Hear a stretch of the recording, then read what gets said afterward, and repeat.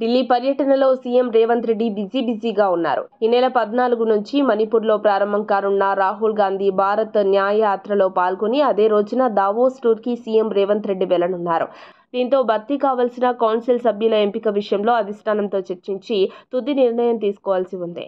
ఇదే క్రమంలో ఖాళీగా ఉన్న నామినేటెడ్ పదవులను భర్తీ చేసే విషయంలో కూడా ఢిల్లీ కాంగ్రెస్ పెద్దలతో సీఎం రేవంత్ చర్చించి ఓ నిర్ణయం తీసుకోవాల్సి ఉండటంతో శుక్రవారం మధ్యాహ్నం సీఎం హుటాహుటిన ఢిల్లీ వెళ్లారు.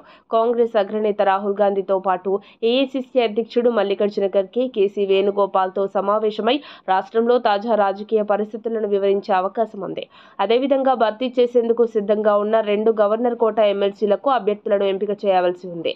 మరొక వైపు ఎమ్మెల్యే కోటా కింద 2 ఎమ్మెల్సీ పదవుల భర్తీ కోసం నోటిఫికేషన్ విడుదలైనందున ఈ నెల 18వ తేదీలోపు నామినేషన్ వేయాల్సి ఉండటంతో అభ్యర్థుల ఎంపిక విషయంలో ఫైనల్ డెసిషన్ తీసుకోవాల్సి ఉంది. ఈ 4 ఎమ్మెల్సీ అభ్యర్థుల ఎంపికపై ఒక నిర్ణయానికి రావాల్సి ఉండటంతో ఎవరిని అభ్యర్థులుగా ఎంపిక చేస్తే పార్టీకి త్వరలో జరగనున్న పార్లమెంటు ఎన్నికలకు ఏ మేర ప్రయోజనం చేకూరుతుందో కాంగ్రెస్ పెద్దలకు సీఎం రేవంత్ రెడ్డి వివరించనున్నారు. నూతన ఎమ్మెల్సీలు ఎవరనేది సంక్రాంతి తర్వాతే తేలనుంది. అయితే ఇదిలా ఉండగా బీజేపీ మహిళా నేత డీకే అరుణ ఇటీవలే మాట్లాడుతూ కాళేశ్వరం అవినీతిపైన రాష్ట్ర ప్రభుత్వానికి చిత్తశుద్ధి ఉంటే సీబీఐ ఎంక్వైరీ చేయాలని బీజేపీ జాతీయ ఉపాధ్యక్షురాలు డీకే అరుణ సీఎం రేవంత్ కు సంచలన డిమాండ్ చేశారు. కాళేశ్వరంతో పాటు బీఆర్ఎస్ ప్రభుత్వంలో జరిగిన మొత్తం అవినీతిపై సీబీఐ విచారణ చేపట్టాలని ఆమె కాంగ్రెస్ ప్రభుత్వానికి సీఎం రేవంత్ సాబ్కి విజ్ఞప్తిగా డిమాండ్ చేశారు.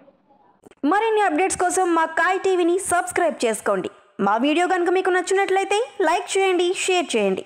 మీ విలువైన అభిప్రాయాలను కామెంట్ బాక్స్లో తెలియజేయండి.